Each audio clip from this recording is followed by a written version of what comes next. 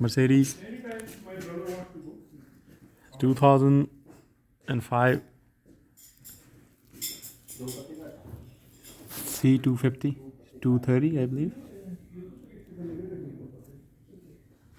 And if you're changing a crank position sensor, you have to remove the starter, which is 2 volt here and here, and the crank sensor is right here, this one.